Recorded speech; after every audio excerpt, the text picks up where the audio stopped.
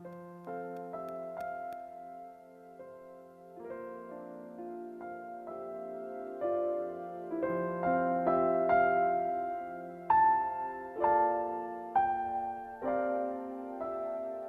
yakin segala perkara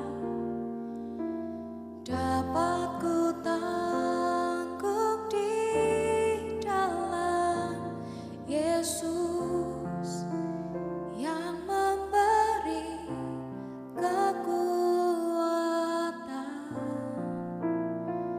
bagiku.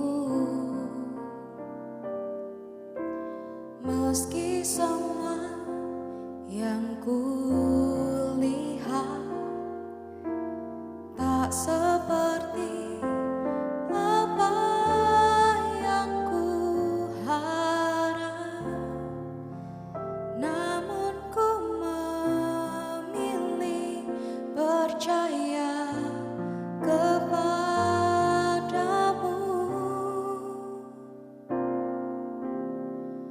Kau berfirman, pulihlah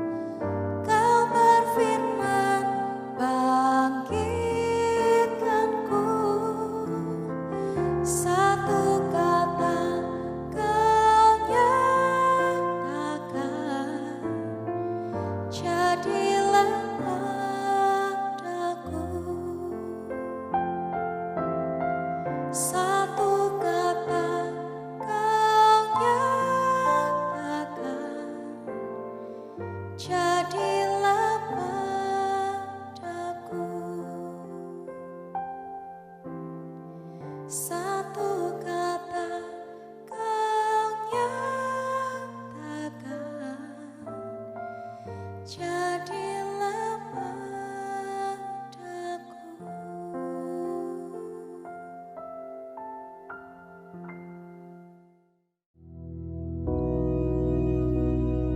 Bapa kami yang di surga, dikuduskanlah namamu, datanglah kerajaanmu, jadilah kehendak-Mu di bumi seperti di surga. Berikanlah kami pada hari ini makanan kami yang secukupnya, dan ampunilah kami akan kesalahan kami, seperti kami juga mengampuni orang yang bersalah kepada kami.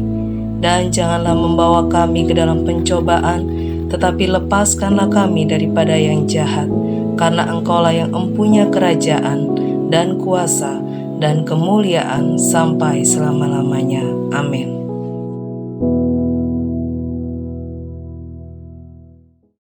Shalom, selamat pagi. Apa kabar saudara pagi hari ini? Saya berdoa kita semua ada di dalam keadaan yang sangat baik dan sukacita Tuhan penuh dalam hidup kita.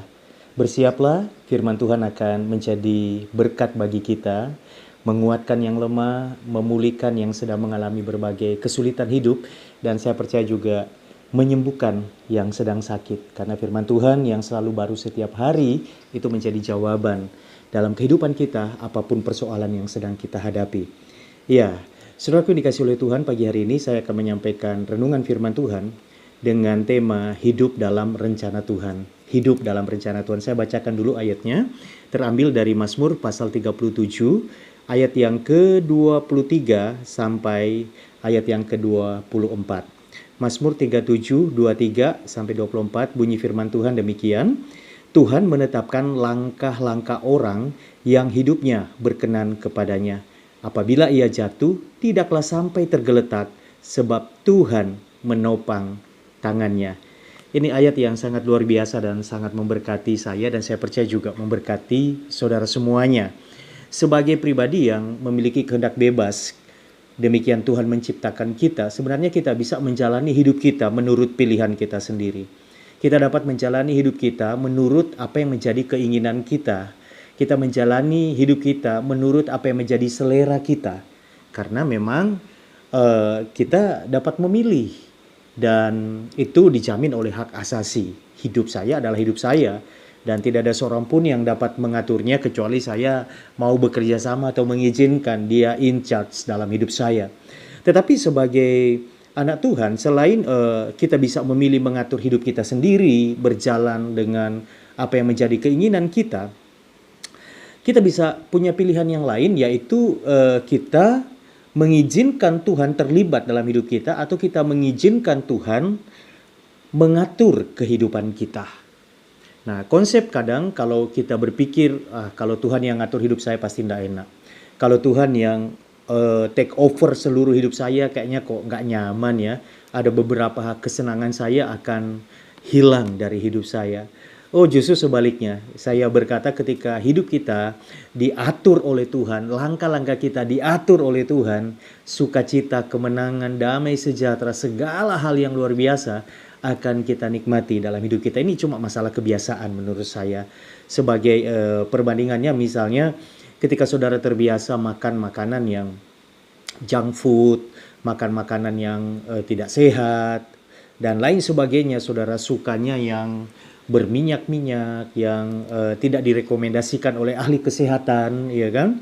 Saudara terbiasa dalam kurun waktu yang panjang dengan pola hidup seperti itu. Ketika saudara memulai menerapkan pola hidup sehat dan mengatur makanan-makanan yang berguna untuk tubuh kita, makanan sehat, healthy food, maka di awal-awal itu tidak akan nyaman buat kita. Kita akan kehilangan apapun karena lidah kita sudah terbiasa dengan mengkonsumsi yang tidak sehat, yang kotor-kotor dan lain sebagainya. Tapi itu kan hanya di proses awal, perlu penyesuaian. Ketika kita terus melanjutkan pola hidup sehat, menerapkan makan sehat dan seterusnya, maka kemudian kita mulai terbiasa dan justru kita menikmati semuanya itu dengan begitu nikmat, dan juga menikmati kesehatan karena apa yang kita konsumsi itu baik. Jadi ketika kita mengizinkan Tuhan mengatur hidup kita, justru kita akan masuk di dalam kebahagiaan yang sesungguhnya. Ya, penulis Mazmur pasal 37 mengatakan Tuhan menetapkan langkah-langkah orang yang hidupnya berkenan kepadanya. Apabila ia jatuh, ayat yang ke-24, tidaklah sampai tergeletak sebab Tuhan menopang tangannya.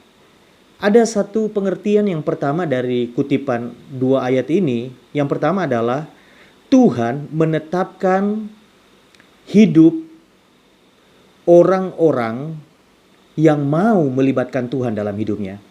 Tuhan menetapkan hidup orang tersebut untuk berjalan di dalam ketetapannya. Jadi Tuhan yang menyelamatkan kita, Tuhan yang mengasihi kita, rindu, mau, ingin untuk menetapkan langkah-langkah kita. Dan saya percaya ketika kita berjalan di dalam apa yang menjadi ketetapan Tuhan, apa yang menjadi rancangan Tuhan, apa yang menjadi janji Tuhan, ketetapan rancangan janji Tuhan yang tidak pernah gagal, maka sebenarnya kita sedang menikmati kehidupan yang berkemenangan di dalam Tuhan, di dalam segala hal. Jadi saya secara pribadi ketika saya merenungkan firman Tuhan ini, mengambil keputusan untuk tidak menjalani hidup ini atas kehendak sendiri, apalagi kehendak orang lain atau dikendalikan oleh situasi dan kondisi, tetapi mengizinkan Tuhan memimpin hidup saya karena Tuhan telah menetapkan langkah-langkah hidup orang yang berkenan kepadanya. Jadi di sini saya melihat Tuhan pegang kendali pada akhirnya hidup orang itu. Di tengah dunia yang tidak menentu, di tengah dunia yang serba berubah dan seterusnya, apa-apa itu kadang-kadang di luar prediksi, ekspektasi kita. Ketika kita mengandalkan Tuhan yang memimpin kehidupan kita, percayalah, Dia sudah menetapkan langkah-langkah hidup kita untuk berjalan di dalam satu kemenangan kepada kemenangan yang berikutnya. Beri dirimu melangkah bersama dengan Tuhan. Beri dirimu masuk dalam rencana Tuhan. Izinkan Tuhan yang sudah menetapkan langkah hidupmu untuk berkarya secara total dalam hidupmu. Jadi betapa indah dan betapa luar biasanya orang yang hidupnya itu berjalan dalam ketetapan Tuhan. Dan kalau kita mengingat apa yang menjadi ketetapan Tuhan dalam hidup kita, itu adalah segala yang terbaik. Yeremia 29 ayat 11. Satu ayat yang menjadi pegangan kita semuanya, bahwa rancangan Tuhan itu bukan yang buruk, kecelakaan, dan sebagainya. Tapi rancangan Tuhan adalah rancangan kebaikan, damai sejahtera, masa depan yang penuh harapan. Dan itu yang menjadi ketetapan Tuhan dalam hidup kita. Izinkan diri kita dipimpin dan dituntun oleh Tuhan secara penuh. Nah, sekarang bagaimana? Sehingga kemudian kehidupan yang kita jalani adalah kehidupan yang ada di dalam ketetapan, rancangan, dan janji Tuhan yang tidak pernah gagal itu. Di sini dijelaskan bahwa Tuhan menetapkan langkah-langkah orang yang hidupnya berkenan kepadanya. Jadi bagian yang kedua yang patut kita renungkan pagi hari ini adalah hiduplah berkenan kepada Tuhan. Hiduplah berkenan kepada Tuhan. Hidup kita harus berpadanan dengan firman, dengan Injil, sesuai dengan firman. Kita belajar untuk bagaimana menerapkan firman dalam hidup kita, dalam perkataan kita, dalam kita menjalani hidup, termasuk kita mengambil keputusan-keputusan penting dalam hidup kita, bagaimana kita bertanya kepada Tuhan. Dan saudara mungkin berpikir, waduh, hidup berkenan kepada Tuhan itu seperti apa ya? Saya bukan orang yang terlalu rohani. Belajarlah mulai mendengar Tuhan. Kemudian yang kedua, belajarlah mulai melakukan hal-hal yang mudah dapat kita lakukan.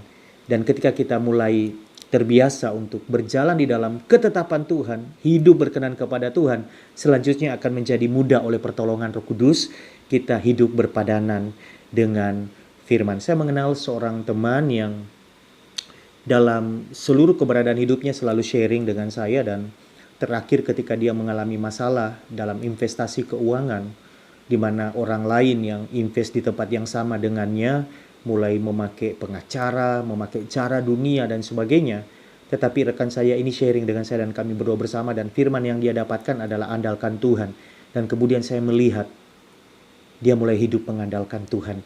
Karena imannya yang luar biasa, kepercayaannya yang total kepada Tuhan itu, tidak mau dia kesampingkan, tidak mau dia hianati. Dia bilang, saya tidak mau jadi orang munafik di hadapan Tuhan. Tuhan bicara, saya lakukan. Dan jumlah yang sebenarnya hampir hilang dari tangannya itu tidak main-main, hitungan M, saudara. Tetapi kemudian saya melihat dan saya salut dengan anak Tuhan ini. Dia mengandalkan Tuhan, dan hari-hari ini saya bilang luar biasa. Saya juga akan terus mengawal ini di hadapan Tuhan dan ingin melihat bagaimana apa yang Tuhan lakukan dalam hidupmu. Karena iman yang seperti ini jarang ya, ketika urusannya sudah dengan duit dalam jumlah yang banyak. Tetapi hiduplah berkenan kepada Tuhan. Karena orang yang hidupnya berkenan kepada Tuhan, Tuhan menetapkan langkah-langkahnya sehingga kita berjalan dalam ketepatan-ketepatan. Pas perlu, pas ada, pas apapun, pas kita dapat dari Tuhan. Itu namanya hidup dalam ketepatan. Selalu tepat. Tuhan bekerja dengan luar biasa dalam hidup kita. Jadi bagaimana kita hidup dalam ketetapan Tuhan, ketetapan janji Tuhan, dalam rancangan Tuhan yang terbaik adalah hiduplah berkenan kepada Tuhan.